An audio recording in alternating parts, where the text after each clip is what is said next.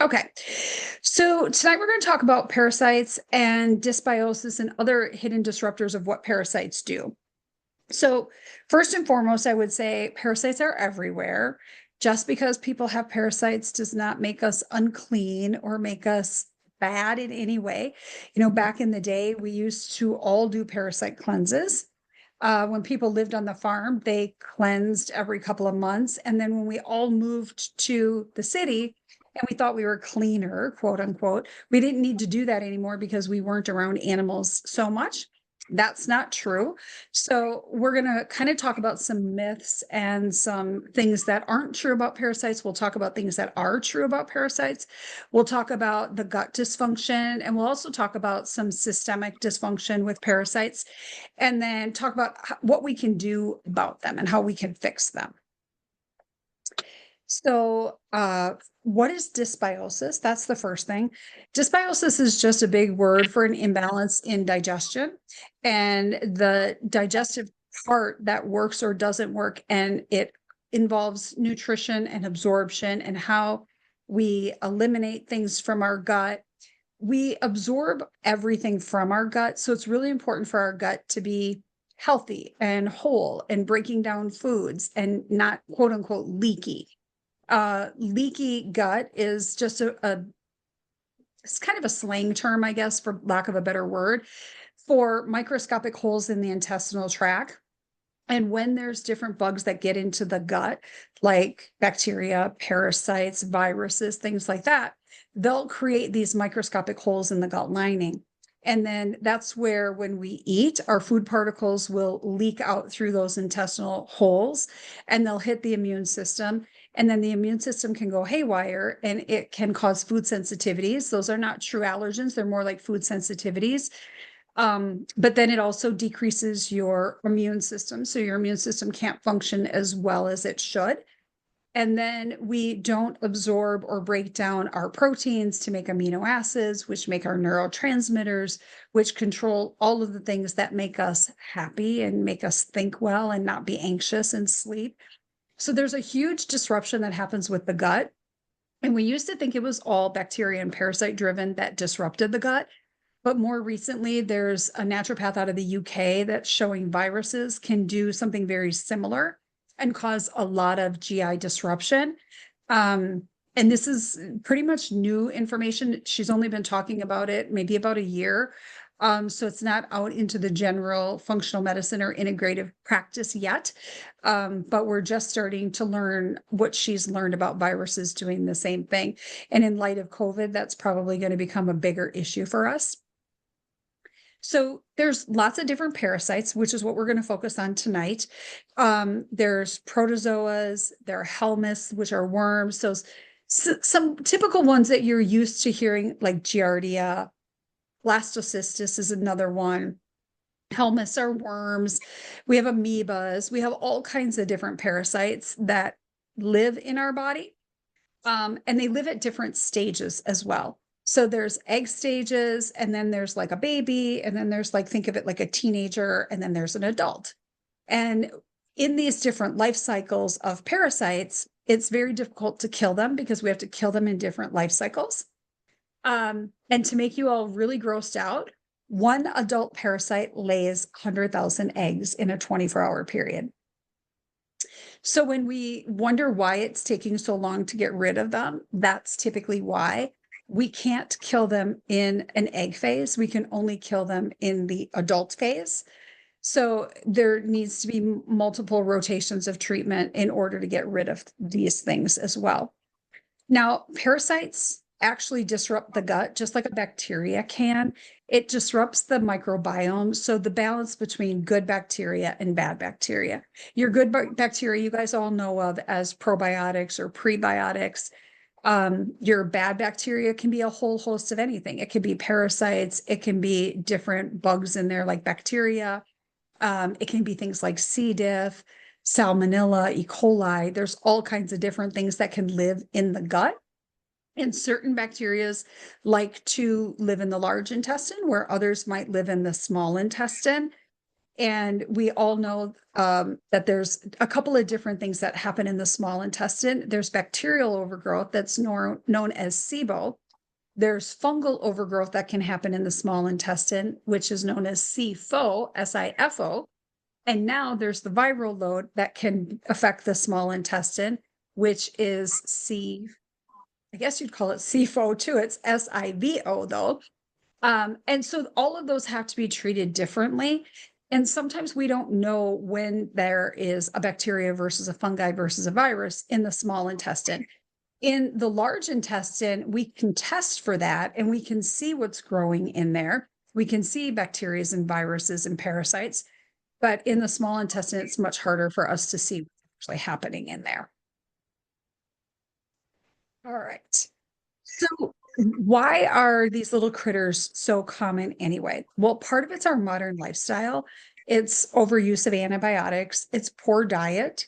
We make a great environment in our gut for fungal overgrowth. We feed it a lot of sugar. We feed it a lot of yeast. There's environmental toxins that we're exposed to. Unfortunately, people don't wash their hands when they go to the bathroom, and they serve us food at fast food restaurants or even fancy restaurants, doesn't really matter. And then on top of it, a lot of these foods are just contaminated with these things as well. There's a lot of global travel. Unfortunately, you can walk outside barefoot, and if there's a cut on your foot, you can get a parasite from the grass. You can get parasites from no-see-ums, which are little bugs down south that can bite you. Those are parasites in nature as well. And sometimes we don't know how they came in. They just come in and we're not sure. And you don't know that they're there until you get really sick and the immune system depletes. And so some people could live with these for decades before they ever even know that there's an issue. I think part of the other problem too is there's a lot of travel that happens outside this country. If you've ever been to Mexico and got Montezuma's Revenge, you drank the water there, you got a parasite. You may or not have been treated with an antiparasitic at that time, but unfortunately, we don't treat long enough for all of the parasites to be gone. And so they just continue to grow inside of us because we make a beautiful host. We give them a dark, moist, food-filled place for them to live and grow. So there's no reason for them to really leave. And so that's why these things can become such a problem. So common symptoms that we see are digestive, bloating, diarrhea. After diarrhea, some people can get constipation. There can be a lot of abdominal pain. We'll see systemic fatigue, joint pain, weird skin rashes or lesions, a lot of skin itching. And the itching tends to be worse at night. And it doesn't necessarily have to just be in the rectum. If your kids have ever had pinworms, we all know what that's like. But it's not necessarily just in the rectum. It can be anywhere. But typically you're going to see more skin itching in those dark, moist places as well. But the skin will itch and people will complain like they feel like something's crawling under their skin. That's a really common symptom that we see with parasites as well. You might have some itching in the ears. Some people will complain of itching in their mouth or on their scalp. Very common things that we see. That brain fog where you just can't quite remember things and it comes and goes, that's pretty common as well. If parasites are really intense, then you're diagnosed with something called Marcons, or sorry, not Marcons, Morgellons. And we'll actually see those parasites come out of the skin. And sometimes they'll look like little fibers. Sometimes they look like little specks of things. Typically, they're dark in color, but not always. Sometimes they look like little black seeds or little white seeds, or they look like little hairs of fibers that come out of the skin. That's usually always a parasitic infection. And Morgellons is just a more intense form of it. And people with that will complain that they feel like something's biting in their skin. Sometimes there's just weird symptoms that don't match what makes sense with a diagnosis. And then typically we'll find that by going through a really good history. You never really find it well by blood testing or by stool testing. And we'll talk a little bit about the different tests that are available. So that's the other thing that makes it really difficult and hard for us to diagnose parasites. So when we do testing, you can do conventional PCR testing or ova and parasite testing. 9 times out of 10, unless that's an acute infection that you just got from somewhere, most likely it's going to be negative. And part of that is if you're doing a stool sample, you're only sending in a small sample of stool. And if you don't send in a sample that contains a parasite in that little sample, they're not going to find it. So that's part of the problem. The other part in this country is we don't have people looking through things that are used to seeing parasites. So that makes it difficult for them as well. PCR testing is not very great. Just like it's not really great for COVID testing, it's not really great for parasite testing as well. We can do blood testing. We can look at eosinophils. It's called an ECP, eosinophilic cation protein that we'll do. And if that's elevated and you don't have asthma, then that's a good indication that you have parasites going on. We can do some IgE testing. Organic acids and food sensitivity testing can lead us to some of this. We can also look at functional medicine labs like a GI map, which is more intense, and it's looking at DNA. So it's better at testing, but it's still not ideal at testing or picking up parasites. It's really great at bacterias and viruses and looking at the good bacteria versus the bad bacteria. But still with parasites, I'd say it maybe picks up 10% of them. We can do doctor's data has a test you can do. We can do PCR for parasite, but again, that's not great. DNA is better, which is what we're going to find in the GI map. We can look at different test modalities called a zonulin, which tells us how leaky the gut is. So how many microscopic holes are in that intestinal tract. The higher that number is, the more likely the bacteria and parasites and viruses are causing that issue. We also look at something called a calprotectin, which looks at the inflammation of the gut lining. So the higher the calprotectin level is, the more inflammation that's present in that gut. Sometimes that's going to lead us to think there's a colitis or maybe a cancer or something like that if it's really elevated. But if it's only moderately elevated and there's lots of bacteria and bugs, then we know it's coming from that and we can see the trend coming down with it. We have what's called an OnDemand. It's a biofeedback machine. That is the best way we have found to do parasite testing and the least inexpensive. It costs maybe about $75. It's under $100 to do the test.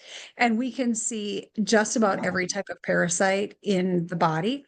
We don't necessarily know where it is, but we know it's in the body. So we know that we need to treat it, and treatment's going to be the same no matter where it's at.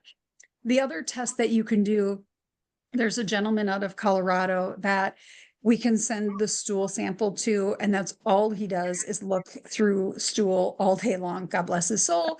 But he looks for parasites under the microscope and he just sifts through it. And out of all the tests that we have, that is the most accurate. It's a little pricey. It's $350 to just find parasites and not find anything else.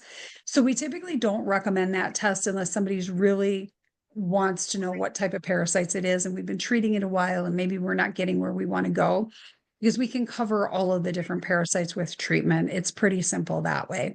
It just takes a while to get rid of them. So some core treatment principles are looking at removing the pathogens, removing the parasites, removing the inflammatory foods. So sugar, gluten, dairy, those are the big three that we want to eliminate, unless you've developed some food sensitivities from the leakiness. And then in that case, then those foods have to come out as well for a while until we heal the gut. So the first thing we want to do is remove everything. Then we want to start to replace things. So we replace with enzymes if needed. If the stomach acid is low, that usually makes a really nice environment for these parasites to grow. So we want to replace that. And then we want to provide probiotics, prebiotics, and fermented foods as long as there's not a lot of yeast present in the gut. If there's a lot of yeast present in the gut, then we don't want to add a lot of fermented foods because then we're just feeding that yeast overgrowth. And then we want to repair the gut lining using things like L-glutamine, zinc, polyphenols. There's some different formulas that we use these days. There's Mega Mucosa. And there's SBI Protect, which are immune globulins that help build the immune system and protect that lining of the gut and help to build the immune system so it can fight against these infections better. And then there's some different mixtures of formulas. We used to use a lot of individual products, but now that we have mixed products that work better, we can reduce the number of products that you use and get better results with it. And then, of course, rebalancing. So looking at stress and sleep and lifestyle and really just repairing that. When we remove the pathogens, there's a couple of different things that we'll look at using. Sometimes we're going to do ozone therapy, which can either be given rectally. If it's all in the gut, you can do ozonated olive oil and insert it like a rectal suppository before bed. And then that ozone primarily stays confined to the rectum and to the intestine and kills the bugs. If we suspect that there's bugs everywhere, then we want to do IV ozone because that's going to kill everything. And it's bacterial, viral, and parasitic in nature. So it gets rid of everything, which is really nice. And it also helps to build the immune system so that the immune system can heal. Sometimes we're going to introduce peptides. BPC 157 is a great oral peptide in a case like this because it actually heals that intestinal lining and heals up the gut lining and decreases the inflammation. Sometimes we'll use thymosin alpha 1, or it's called TA1, if we need to build the immune system quickly. If the immune system looks like it's been really depleted, we're going to want to bring in TA1 to repair things a lot faster. Sometimes we'll do exosomes, which are baby growth factors, and that also builds that immune system quickly, helps with tissue regeneration. And then we can also use stem cells if we need to really build up an anti-inflammatory condition and we really need to heal quickly. UV light therapy is another thing that we can do where we draw out some blood. It goes through a UVB light, and the light helps to kill the bacteria and the viruses. We usually combine that with ozone, especially good for systemic infections like bacterial infections, viral infections, Lyme, mold, things like that. And then there's a lot of herbal treatments that we can use as well. Wormwood is one of the most common ones that we use. Black walnut tincture is another one that we use. There's a lot of different combo products. Cellcore makes some great products called Para One, and now they have up to 5 different para products for killing parasites. I helped formulate with my friend a product called Microbiome X, which can go after bacteria, viruses, and parasites. So we can give one product to try to treat everything. So if there's a lot of different things going on, we may start with that Microbiome X to just dump as much out of the body as we can, and then follow it with Parasite protocol. And sometimes with the Parasite protocol, what we'll do is we'll give it to you in like a straight option, like have you use it every day for a month and then transition to another product or add on another product after you've been on one formula. Like with the Cellcore product, for instance, we're going to do Para 1 for a couple of weeks. Then we may add on Para 2 along with it, especially if we're not seeing any parasites come out. And then we may have you do that for a couple of months and then switch over to Para 3 and see what happens. And sometimes in switching that, all of a sudden, tons of parasites will come out. And other times nothing changes, or you had lots of parasites come out with one formula and now you're not having them come out with another. And so we may go back to that parasite formula that helped you pull them out. And so doing those treatments can really be individualized as well. And it can take a long time for you to get these out. Other times we may cycle the parasitic protocol where we do something where we time it with the full moon. Most of the parasites are going to be most active around the full moon. This is why we say all the crazy people come out around the full moon. It's because their parasites are really active and they have a lot of energy from the full moon, and it makes them more active, and people act very unusual during those times as a result. So timing some of these products can be really helpful. Some people have more activity around the new moon versus the full moon. So based on your symptoms, we may time it around that time. Other people, it really doesn't matter. And so then what we'll do is a formulation where we do 10 days on, 10 days off, 10 days on, 10 days off. And we do that because we're trying to kill the parasites in different life cycle phases. And we have to let them grow up a little bit before we can hit them and make them go away. Other times we'll use medications. There are antiparasitic medications. You guys are very familiar with ivermectin. That's one of them. There's albendazole, there's menbendazole, there's Alinea, there's biltrazide, praziquantel. All of these are antiparasitic drugs that are on the market. Unfortunately, here in the US, they're very difficult to get their hands on. They're very expensive, and a lot of the pharmacies don't stock them. So oftentimes, if we go to a parasitic protocol that includes all the different medications, we have to get those out of Canada. That's the only way people can afford them. Each individual product can run anywhere between $800 and $1,500 for a month's supply in the traditional US system. In India or in Canada, we can get all of those medications for a 3-month supply for under $600. So very different in cost. And sometimes we will do that. We will be very aggressive with that type of protocol, especially if we're dealing with cancer. We know that a good majority of the cancers are either viral and parasitic nature. And so treating these parasites and getting them out will not only help to prevent cancer, but also boost the immune system so the immune system can fight cancer on its own. And there have been some studies that show using different antiparasitic medications like ivermectin and fenbendazole are actually killing cancer in small studies. The NIH has conducted a couple of studies. There's a few studies that you can find in the Lancet. And there's a few people that are on the internet talking about their cases of cancer that they treated with fenbendazole and ivermectin that have completely resolved. And so we know that parasites are a big problem. We just need to figure out how we're going to treat them better. Some of the other herbs that we'll use are clove, and people who have a lot of dental issues, we will find parasites actually in their dental cavity. If you see a holistic dentist, sometimes they can test for that, sometimes they don't. But you can use clove oil. It works great. You can just take pure clove oil from like doTERRA or Young Living, put a drop on your toothpaste or I would put it on your toothbrush and then put your toothpaste over the top and then just hold tight because it's a little spicy. Usually only need like 1 drop a week on your toothbrush. It sticks around for a really long time. The other product you can use is Dental Sidin. It's made by the same company that makes Biocidin, and they make a toothpaste. It's a little brown in color because of the clove oil, but you can brush with that, and that usually gets rid of a lot of bacteria and parasites in the mouth. If you've got loose gum tissue, it tightens up that gum tissue and can really help with like gingivitis and issues along the gum line. Sometimes we need to use what's called a biofilm disruptor.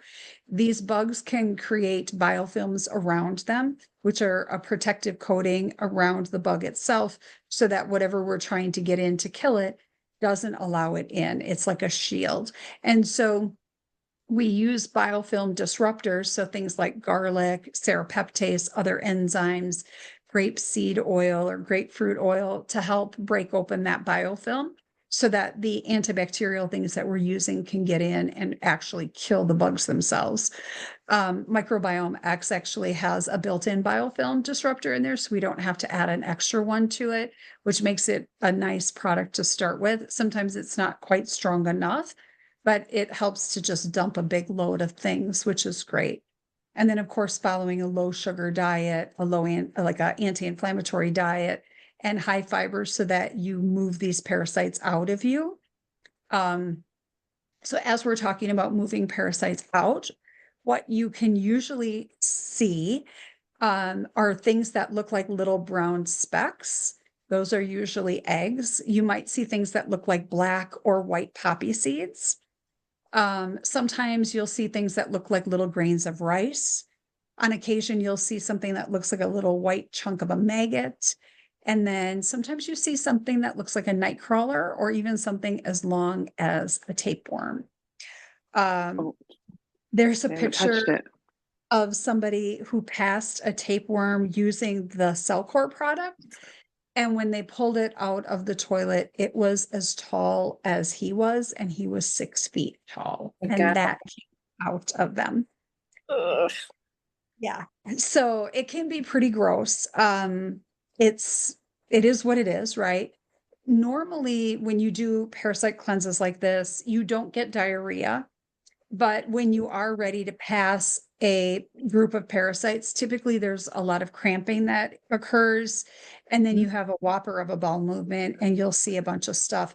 On occasion, you'll see things that come out that look like a nest of fish eggs. It'll be this gooey, jelly looking thing, and there'll be a whole bunch of stuff inside of there. That's actually a nest of eggs. That's good, because then all of those eggs can't turn into adults and can't lay another 100,000 babies in you. So nest eggs are good to get out. Oftentimes you'll see a lot of mucus that comes out quite often. And people tend to be a little more gassy when they're going through this process, just because there's so much die off and there's so much dead debris in the gut, and they have to get that out. So it's really important when you're doing this to keep your bowels moving at least 1 to 2 times a day. If you're eating 3 meals a day, you want to make sure you're trying to have 3 bowel movements a day, which is typically unheard of. Most people are lucky if they have one, but the more you can move your bowels during this process, the better off you are. Okay. Obviously, good hand washing practices are good. Um, one of the things that we don't often think about is we are intimate with each other and into very close proximity of the rectum. So if one of your partners is treating parasites and you are not, you can pass these things back and forth to each other fairly easily. So it's important to make sure that you have to have relations. That's the way it is. But you usually want to treat partners in a pair. That's the easiest way to get rid of things, or at least be very cautious when you're being intimate, that you're not having a lot of rectal play, and that it's not getting too close to things, because that's the easiest way to transmit it to each other. So that's my presentation, and I'm going to stop sharing, and then I'll turn off the recording, and then you guys can start asking questions if you'd like.